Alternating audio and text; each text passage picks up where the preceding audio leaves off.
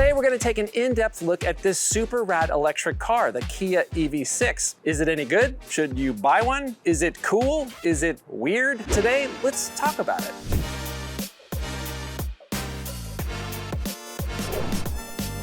Right behind me is the Kia EV6 GT line, which is the mid-grade trim for Kia's latest sporty electric crossover. It has up to an impressive 310-mile range. It can charge from 10 to 80% in just 18 minutes. It can fit your family comfortably, and according to most everyone I've asked, it looks pretty cool too.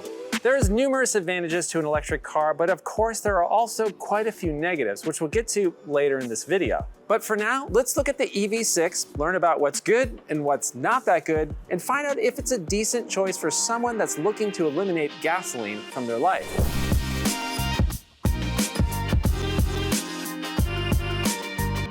I've had a lot of people come up to me and tell me how much they love how this Kia looks, even this paint color. And if you know me, you're aware that I'm so f***ing tired of gray paint on cars. It's so prevalent nowadays. Can't we please just have some color? But even so, it's pretty nice for gray, though it should be. It's a $700 option. The front of the EV6 looks super rad with the bulging fender flares, the low hood angling down toward these pinched headlights. I love it. The side profile is pretty neat too. This all-wheel drive version comes with these ginormous 20-inch wheels, and I'm not sure about these door handles. They look cool, but ergonomically they feel a bit odd, like your hand kind of has to be positioned in an unnatural way to use them. I don't hate them, they're just strange. Now, what about the design of this rear end? It's so weird.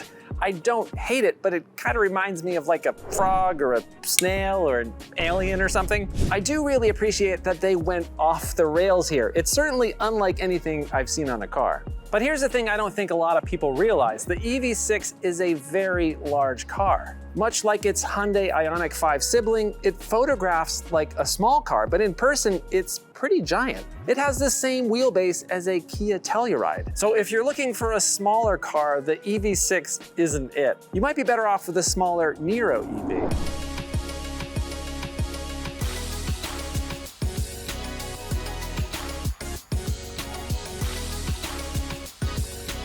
So the first thing you notice when sitting here in the EV6 is that it's pretty comfortable. And it's easy to find a good driving position, even if you're tall. The design looks super cool and everything has a premium feel to it.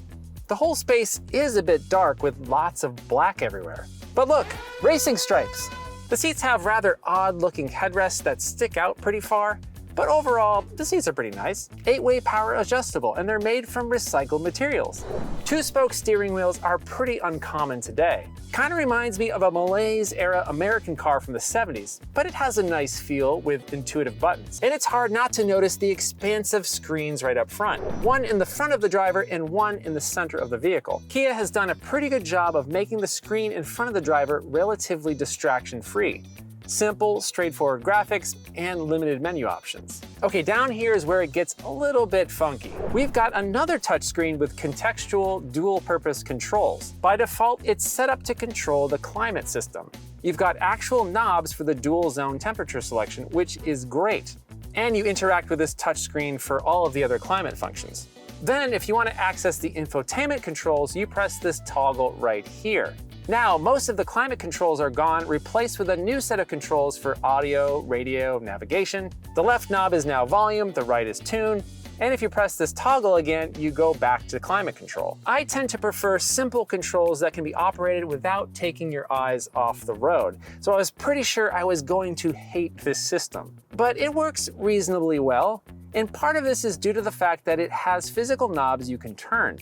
And it certainly looks cool, but it could be better. You have to take your eyes off the road to operate it. There is nothing simpler than a few knobs that can be turned by feel without ever having to take your eyes off the road. So, Kia's system is fine, but it's not better than simple analog controls. But as we know, the future looks like screens, screens, and more screens. Speaking of screens, Kia's infotainment system is easy to use with intuitive controls, and the Meridian stereo system in this GT line sounds awesome.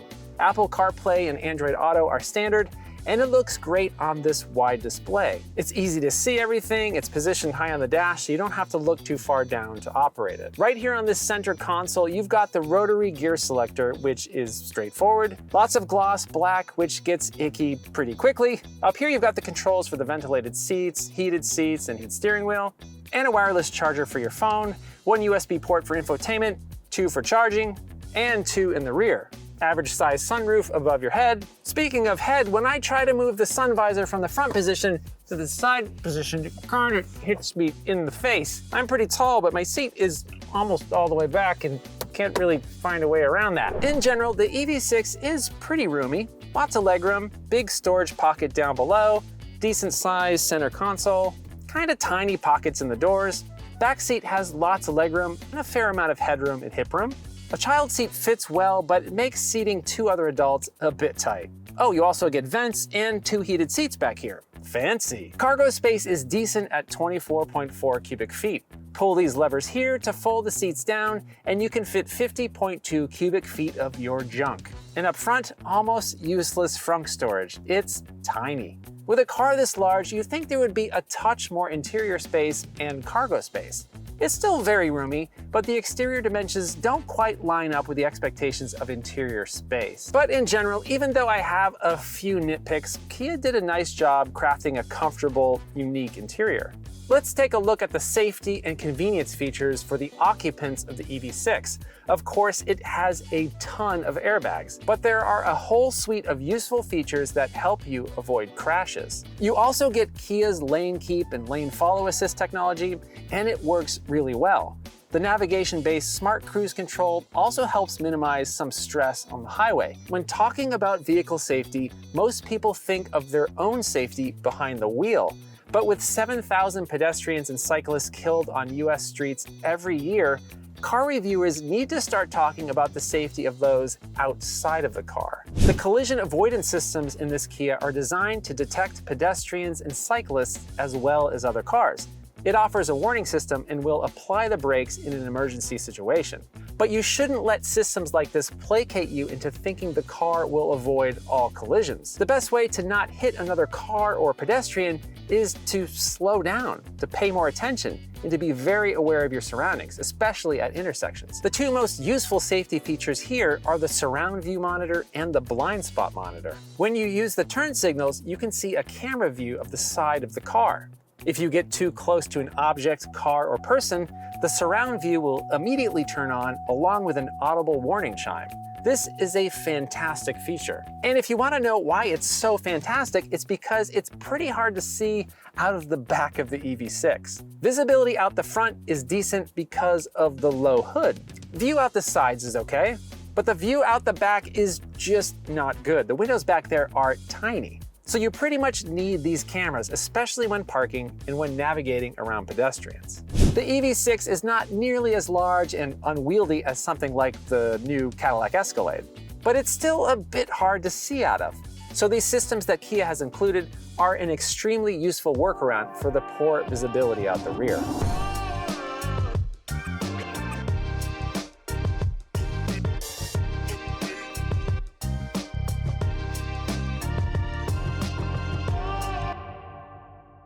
So compared to the Hyundai Ioniq 5, the sister car to this EV6, this is supposed to be the sportier option. Is it sporty? What does sporty even mean anyway? It's not like the average buyer of this car is going to be carving canyons in this thing or heading to the local racetrack. Generally speaking, sporty means slightly firmer suspension, crisp steering, quick acceleration, and aggressive styling. And yes, this EV6 has all of that. Sure, it handles better than the Ioniq 5 or the Volkswagen ID4, but in the real world, when you're driving your kid to school or you're sitting in traffic on the freeway, does it really matter? And for some, the sporty nature means more of the bumps are going to be felt in the cabin. The EV6 doesn't soak them up quite as nicely as the Ioniq 5 does. So yes, the EV6 is sporty, and if you're one of the few people that appreciates good handling and responsive steering, you'll probably love the EV6. It's actually kind of fun on this back road. But for everyone else, it likely doesn't really matter that much. For a family car, let's instead focus on things like range, efficiency, comfort, and safety. Both rear-wheel drive EV6 trims can achieve an EPA-estimated 310 miles of range, which is more than enough for most daily activities, and even some road trips. This GT line all-wheel drive bumps the horsepower up from 225 to 320, so it's a lot quicker off the line. But the overall range suffers quite a bit, giving you just 252 miles of range. Not bad if you value the extra power or truly need all-wheel drive capability. But if it were me, I'd opt for less power and more range. It's estimated to get 96 miles per gallon equivalent, saving you over $4,000 in fuel costs in 5 years over the average new car. Since I have a Prius now, it would take me a lot longer to recoup on this investment. But if you're currently driving a gas-guzzling Suburban or Expedition, jumping up to 96 miles per gallon equivalent is a big deal. Right behind the steering wheel, we have 2 paddles, and it's not to shift gears because we don't have any gears. It's actually to adjust the level of regeneration with Kia's iPedal system. Press the left paddle to max, and now you have full one-pedal driving. Drive it like a golf cart. And it does come to a complete stop. I think my favorite setting is probably level 3, where it has a fair amount of regeneration. It does slow you down, but it's not as aggressive as the max setting. If you're charging at home on a 240-volt line, it should take just over 6 hours for a complete charge.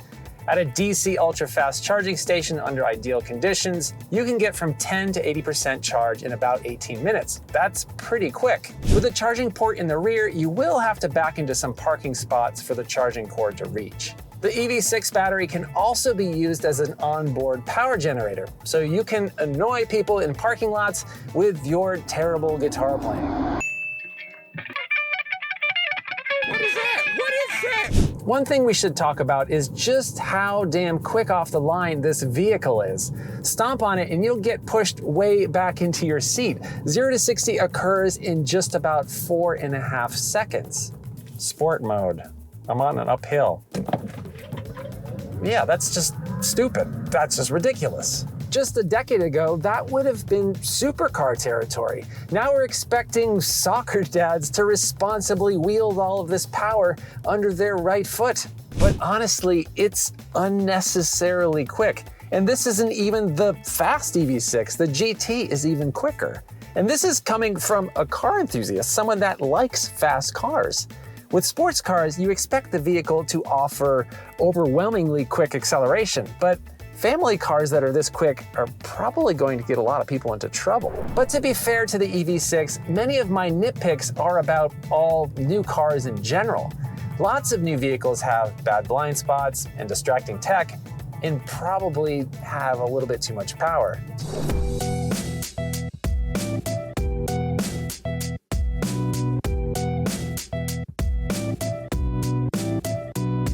Okay, let's talk price. There is a reduced range EV6 Lite that starts at $42,600, but it's only available in a few states. So for all intents and purposes, the EV6 kinda really starts at $48,700. This mid-tier GT line with all-wheel drive comes in at just under $58,000. As tested with destination charge, we're looking at over $60,000. No, this is not an inexpensive car. But to be fair, the average new car price in the US is about $48,000, so a lower tier EV6 is right in line with that. What about monthly payments and financing? Assuming you pay MSRP with 0 down, a 72-month loan, and the average percentage rate for good credit buyers, the monthly payment for this GT line as tested could be up to over $1,100. with a total of $80,000 spent over the life of the loan. For bad credit buyers with the same terms, the payment could be up to $1,400 a month with $102,000 spent over the life of the loan. It's always important to look at the total amount spent including interest. If you have less than stellar credit, think about if you really want to be spending over $100,000 for a car, or if maybe you should consider buying something used, or simply finding a way to drive less. Okay, so what about the competition? If you're looking at the EV6, you should probably also be looking at the Hyundai Ioniq 5, which has a softer ride, but I'd argue a more interesting exterior design. You could also take a look at the Volkswagen ID.4, which has a cheaper base price and more cargo space, but the interior isn't as nice as the EV6, or the Mustang Mach-E, which also has a lower base price and arguably a nicer interior. But I think the EV6 looks way cooler. And if the EV6 is feeling a bit too large for you, the Kia Niro EV is a good alternative. So, what do we think of the EV6? There's a lot of good things going for it. Yes, the exterior dimensions are a tad large compared to the usable space inside. But on the other hand, it's not stupidly large and unwieldy like a lot of other new SUVs. Escalade. I appreciate that you can actually see out the front. It's a bit lower to the ground than other crossovers and SUVs. The EV6 is not the most efficient EV out there, but it's not the worst. And 310 miles of range for the rear-wheel drive version is more than enough range for most situations. If you want a practical electric car and you actually give a shit about a car being sporty, the EV6 is one of the best choices out there. It's even pretty fun on a deserted canyon road. The interior is nice, it's comfortable, it's got some really good safety tech, and man, I really do like how it looks. Electric cars are still really pricey and the EV6 is no exception. But if you can afford one, you too can get that warm and fuzzy feeling every time you pass a gas station.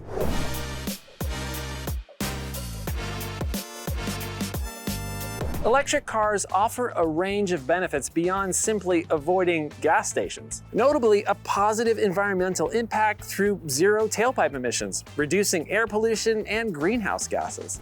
An electric car emits almost 3 times less CO2 than a gas car over its lifetime. And the EV will be far cheaper to operate over the long term. Despite these advantages, charging infrastructure can still be quite limited. It really only makes sense to own an EV if you can charge at home or work. If you live in an apartment and only have access to public charging stations, an EV will be very difficult to live with. Even with the environmental benefits of EVs, there are also some drawbacks to consider. Production of batteries involves resource-intensive mining processes that can destroy habitat and pollute water. Hopefully, in the coming years, we'll start to see greener battery technology emerge. Even with the challenges of EV battery production, the carbon footprint of fossil fuels is even more destructive. From crude oil extraction, refining, distribution, and finally burning it in your engine. And then once the fuel is burned, it's gone forever. An EV battery can be charged and recharged until the end of its lifespan, at which time it can be recycled. Depending on where you live, the electricity source used for charging can come from fossil fuels. However, renewable energy sources are on the rise, and in some places, they're the primary source of power. Even though there are some significant challenges, an EV is still more environmentally friendly when compared to a gas-powered car over the long term. I hope you enjoyed this video. If you did, please consider subscribing and hitting that bell icon, or buy a Hello Road t-shirt to show your support. Thanks so much for watching. I hope you're well, and I'll see you soon.